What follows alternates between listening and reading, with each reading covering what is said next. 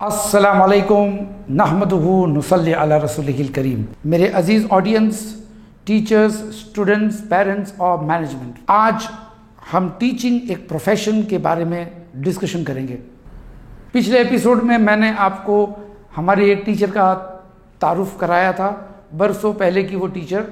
लेकिन टीचिंग का जो प्रोफेशन है वो बहुत नोबल प्रोफेशन है। एक डॉक्टर होता है, वो समाज की हेल्थ बचाता है, जान बचाता है, सेहत देता है। लेकिन एक टीचर है, वो समाज का मॉरल्स और कैरेक्टर भी बचाता है। इसलिए टीचर का अपना किरदार, अपना कैरेक्टर अच्छा होना बहुत ज़रूरी है। जब मैं किसी टीचर का इंटरव्यू लेता हूँ, जब भी कभी कभी मैं कुछ स्कूलों के लिए अपॉइंटमेंट करके देता हूँ, तो मैं जब किसी टीचर का इंटरव्यू लेता हूँ तो मैं उसे पूछता हूँ कि why did you choose teaching as a profession. उसके जवाब मुख्तलिफ आते हैं। कुछ लोग कहते हैं कि मैं आजकल फ्री हूँ, मेरे हस्बैंड काम पे गए हैं तो वक्त का इस्तेमाल करती हूँ। कुछ लोग कहते हैं थोड़ा सा साइड इनकम हो जाए। लेकिन बहुत कम लोग हैं जो कहते हैं मुझे पढ़ाने का शौक़ है। टीचिंग इज़ अ प्रोफेशन, लेकिन it should also be a passion. अगर आपको पढ़ाने का शौक़ नहीं है और मजबूरी में पैसा कमाने के लिए पढ़ाते हैं तो मेरी गुजारिश है कोई और प्रोफेशन की तलाश कीजिए। इसलिए कि टीचिंग एक ऐसा प्रोफेशन है जिसमें लोग अपने बच्चे 5-6 घंटा रोज़ाना आपके गोद में बिठा के जाते हैं। अपने बच्चे आपके हवाले करते हैं, आप पर भरोसा करते हैं और इस उम्मीद के साथ कि आपके बच्चों की पढ़ाई के साथ साथ उनके अंदर अच्छे मैनर्स भी आएंगे, जिसको उर्दू में तरबियत कहते हैं। तो टीचिंग का जो फ़न है उसके साथ अटैचमेंट, उसके साथ इमोशंस, ये सारी चीज़ें टीचिंग के अंदर नहीं होगी तो टीचर कितना भी अच्छा सिखाएगी, बच्चों के किरदार पे वो कोई इम्पैक्ट नहीं लाएगी। या हो सकता है नेगेटिव इम्पैक्ट भी आ जाए। जैसे कि एक स्कूल के अंदर मैं कुछ बच्चों का काउंसलिंग कर रहा था, तो बच्चों ने बताया कि हमारी एक टीचर है, बच्चे ज़रा खुलकर बात करते हैं मुझसे।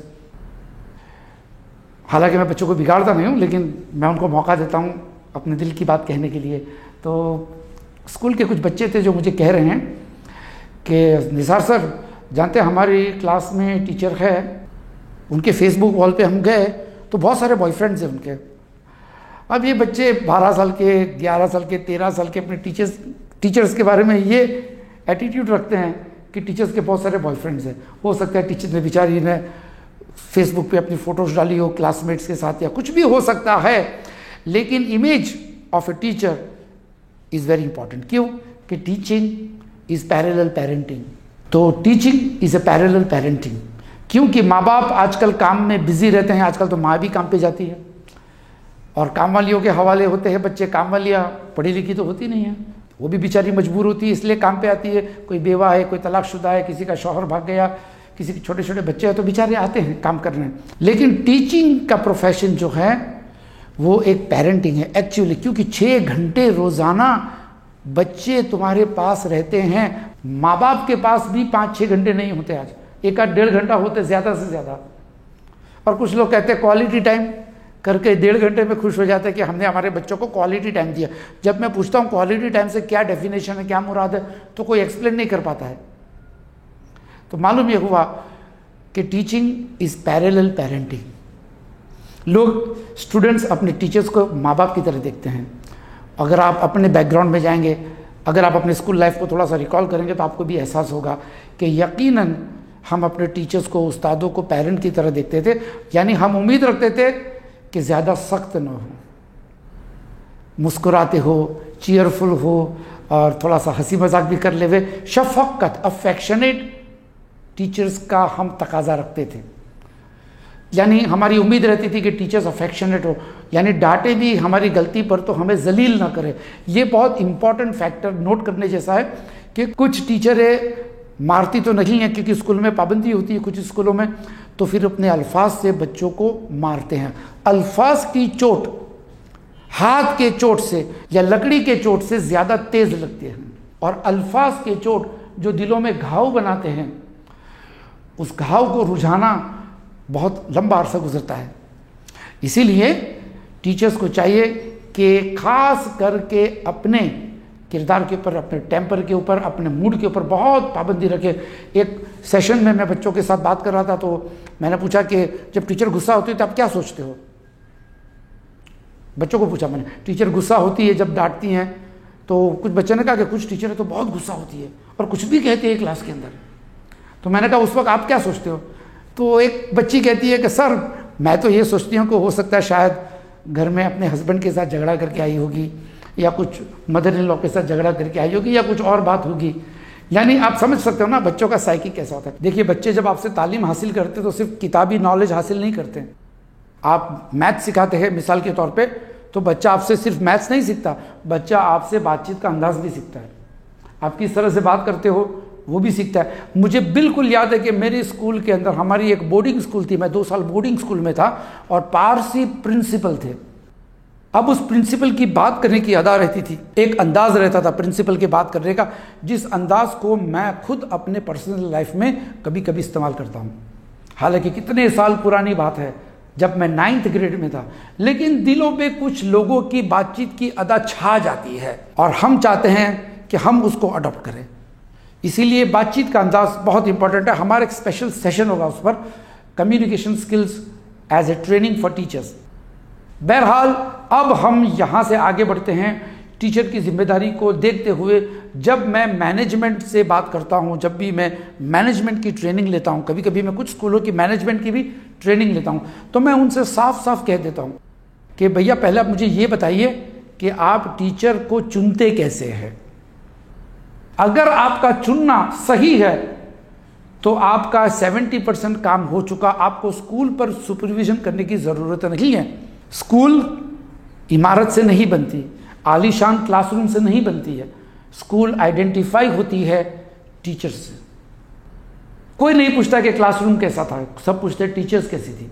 इसलिए कि टीचर्स की पर्सनालिटी स्टूडेंट्स के ऊपर असर करती है, इम्पैक्ट रखती है। शायद हम इस बात की तरफ तवज्जो नहीं देते क्योंकि हमारा वक्त अक्सर गुजरता है मटीरियलिस्टिक शौक के अंदर।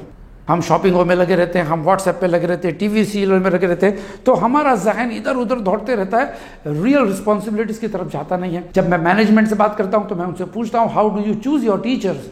इंतखाब कैसे करते हैं? कुछ लोग कहते हैं कि हम CV पढ़ते हैं, कुछ लोग कहते हैं हम इंटरव्यू लेते हैं। भाई आप इंटरव्यू लेते हैं, CV पढ़ते हैं, तो सभी लोग करते हैं। उसमें आप क्या तलाश करते हो? Very important question. उसमें आप क्या तलाश करते हो? इसलिए कि CV तो कोई भी बना सकता है, मैं भी अपना CV बना सकता हूं। मैनेजमेंट और CEO के लिए CV बनाने में क्या है? इंटरव्यू में तो बातचीत हो सकती है, थोड़ा बहुत आपको अंदाजा आ सकता है उस शख्स का बातचीत के अंदाज से, लेकिन आमतौर पे जो इंटरव्यूज़ होते हैं टीचर्स के, वो दूसरे कंपनीज के इंटरव्यूज से हटकर होते हैं। क्यों? जब हम टीचर्स का इंतखाब करते हैं तो मोस्टली लोगों के इंटरव्यूज़ ही गलत डायरेक्शन में होते हैं। हम ये सोचकर टीचर्स को हायर करते हैं कि टीचर कितनी होशियार अपने सब्जेक्ट में है। It is not enough. Teacher की लैंग्वेज के ऊपर महारत कितनी है वो भी इंपॉर्टेंट है। टीचर अपने लैंग्वेज पे कितनी महारत रखती है, वेरी इंपॉर्टेंट। नंबर 2, टीचर के अंदर अफेक्शन है कि नहीं है। टीचर बच्चों की शौकीन है कि नहीं है। टीचर ने कभी नर्सरी के बच्चों को पढ़ाया है? क्योंकि जब नर्सरी के बच्चों के साथ रहते हैं तो आदमी का टॉलरेंस एक्चुअली वहाँ पता चलता है। उसके बाद टीचिंग का एक्सपीरियंस कितने साल का है, उनके अपने बच्चे कितने हैं और बच्चे क्या कर रहे हैं। इस तरह से हम टीचर्स के लिए एडिशनल क्वेश्चंस डालते हैं। Affectionate is very important. जो भी B.Ed करके आता है, जो भी डिग्रीज लेकर आता है, वो तो क्वालिफाइड है टीचिंग के लिए। सभी लोग वैसे हैं। सपोज 10 लोगों ने टीचिंग के लिए अप्लाई किया आपके स्कूल में, तो 10 लोगों में से आप कैसे चुनेंगे? यू हैव टू सी कि उनकी अफेक्शन कैसा है, उनके लैंग्वेज पे कंट्रोल कैसा है। इसलिए कि जब टीचर बच्चों के साथ कम्युनिकेट करेगी तो टीचर के लैंग्वेज से बच्चों की लैंग्वेज सुधरेगी या बिगड़ेगी। याद रखना, इसको गोल्डन पॉइंट है ये कि टीचर के लैंग्वेज से बच्चों की लैंग्वेज सुधरती है या ख़राब होती है। आजकल बच्चों के बहुत सारे टीचर्स हैं, फिल्म स्टार्स भी टीचर्स हो गए हैं, उनसे हमारे बच्चे सीखते हैं। स्पोर्ट्स स्टार्स हमारे बच्चों के टीचर्स हैं तो बच्चे उनके जैसे हेयर स्टाइल्स रखते हैं। इंडस्ट्रियलिस्ट और मॉडल्स हमारे बच्चों के टीचर्स हैं, ये सारे अलग अलग किस्म के टीचर्स स्क्रीन पे आते हैं और बच्चों के साथ बातचीत करते हैं, बच्चों को फुसलाते हैं, बच्चों को एलियोर करते हैं और बच्चों को वो चीज़ सिखाते हैं जो हम नहीं चाहते कि हमारे बच्चे सीखे। लेकिन ये सारी सहूलत बच्चों को सीखने के लिए, गलत चीज़ें सीखने के लिए हम खुद पैसा खर्चा करके टीवी लाकर उनको दिखाते हैं। तो मालूम यह हुआ कि teaching is a passion, it is not a profession. समाज के अंदर जो बिगाड़ आ रहा है, उस बिगाड़ को रोकने में अगर किसी के अंदर ताकत है तो वो तबका टीचर्स का है। मैं इंशाल्लाह इस बात को अगले एपिसोड में आगे चलाऊंगा। उम्मीद है कि आपने इस एपिसोड में बहुत कुछ सीखा, भले कि 10 मिनट का था, लेकिन इंफॉर्मेशन के एतबार से, जिम्मेदारियों की याद दिलाई के एतबार से ये काफ़ी है। अस्सलाम वालेकुम।